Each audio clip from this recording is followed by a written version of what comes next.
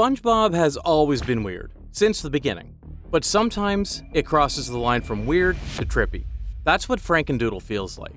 One second, it's SpongeBob and Patrick drawing cartoons. The next, a screaming doodle tries to erase SpongeBob from existence. But the thing is, there are still lots of details left unexplained in the episode. What exactly is the magic pencil? Why does DoodleBob feel rage, fear, even purpose? And what does he actually want? So I went back and rewatched every frame, connecting every appearance, looking for even the tiniest clues for solving this mystery. Because Frankendoodle isn't just weird, it's a crack in SpongeBob's reality. And once that crack appears, it leads somewhere the show was never meant to go. Let's start by rewatching the episode. The episode kicks off not underwater, but on a rowboat. A human artist is sketching furiously. He also loves his pencil so much, he kisses it. But then, it slips out of his hand and falls into the ocean. So the man screams like he just lost his life's meaning. That right there is already weird. Why is there a random guy drawing alone in the middle of the ocean? And why is he only bringing one pencil to the open seas? Keep in mind, these details play a big role in our theory. Meanwhile, in Bikini Bottom, SpongeBob and Patrick are blowing bubbles and playing rock, paper, scissors. Then suddenly, the pencil crashes down like a harpoon. They panic at first, running around in a circle, but they realized it's just a really big pencil. SpongeBob picks it up and draws a jellyfish, just for fun. The jellyfish springs to life. Drawing's coming to life! We found a magic pencil! Swims away like a real animal. And from there, they go wild. They gave Patrick a mustache, tricked Squidward with a fake dollar, and drew something that will haunt him forever. He drew himself. It won't be me! Not a goofy stick figure, but a doodle version of SpongeBob. That's DoodleBob. Quack! Quack! Quack! SpongeBob draws him just to tease Squidward at first, but the second Squidward opens the door, DoodleBob absolutely obliterates him. Punches, flips, crashes, without any clear reason. Then DoodleBob steals the pencil and runs away. This is when things get scary. He badly drew a pineapple as a home, laying traps to fight SpongeBob and Patrick. He knows that SpongeBob wants to erase him, so he fights for his life, meaning DoodleBob already has self-awareness. After that, SpongeBob manages to erase him, thinking it's over. But DoodleBob's arm survived, and later comes back to SpongeBob's home at night to have revenge. DoodleBob! He literally learns English and confronts SpongeBob by name. He even says a sentence. You Doodle! Me SpongeBob! Which is insane if you think about it. DoodleBob has grown his intelligence in less than a day. So they fight, running around while threatening to erase each other. The pencil gets snapped in the middle of the fight, and SpongeBob draws himself back by the pencil. Which raises another question. If SpongeBob can redraw himself, then what's the difference between real and drawn? And in the climax, DoodleBob steps on a paper, which makes him stuck in the paper. It gives SpongeBob an idea to close the fight. SpongeBob traps him by slamming a blank book and locking him inside the book. DoodleBob's frowning face is now smiling. Which is weird because I thought he would stay angry in the book. SpongeBob hangs the book up on the wall like a framed photo, like a trophy, or maybe a reminder. And then he says this. No, not evil. He was just a two-dimensional creature, lost in our three-dimensional aquatic world, longing for a purpose. That line right there, it hits different in hindsight. Because it tells us SpongeBob knew, even then, that DoodleBob wasn't some monster. He was just misplaced. At the end, they realized the power of the magic pencil is too great and decided to launch it back to the surface. Huh? My pencil! The episode ends with our human painter breaking his pencils and screaming once again. Full circle. Start with a scream, end with a scream. But here's the part no one ever explains. Where did the pencil's power actually come from?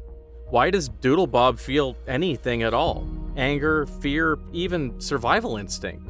And if he is self-aware, then what happens with everything SpongeBob drew before him? The deeper you look, the more it feels like this episode didn't just go off the rails, it accidentally opened a door to something that SpongeBob was never meant to handle. And it all starts with the magical object that broke it open. Let's start with the object that started it all. The pencil.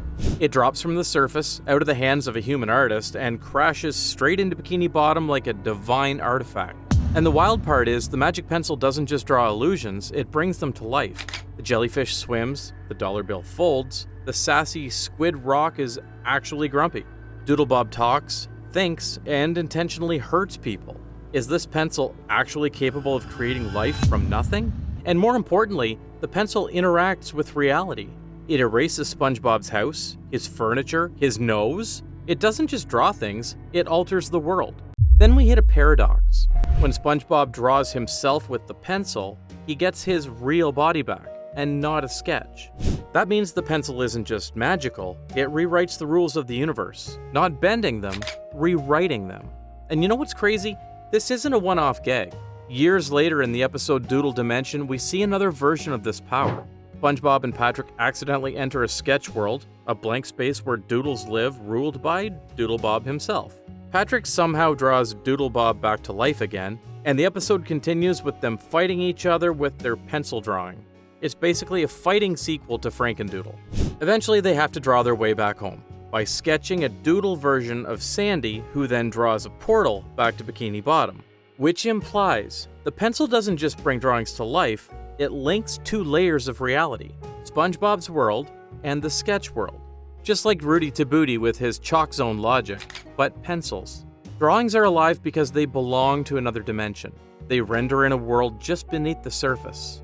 I also found an interesting detail no one noticed. The guy who drops the pencil in the beginning? That's Doug Lawrence, one of the writers of SpongeBob at the time, including this episode. So, symbolically, the pencil is more than magic. It's the writer's pen, a device that could alter both the animation world and sketch worlds, because in the end, both are technically drawings. It breaks the fourth wall, but it also opens a door to the real question.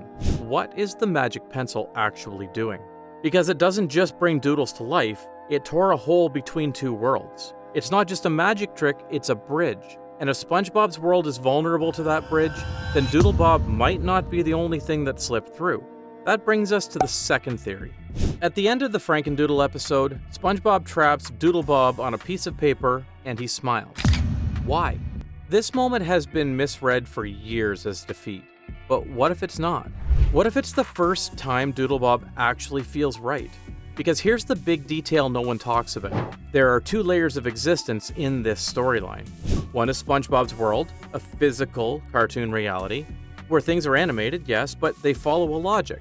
People eat, breathe, go to work, have houses. The other is the Doodle world, a sketch dimension, flat and incomplete, a realm where sketches exist and nothing else. We visit it again in Season 11's Doodle Dimension. It's not a place characters go, it's a place drawings belong. So when SpongeBob traps DoodleBob on paper at the end of Frankendoodle, he isn't erasing him, he's sending him back.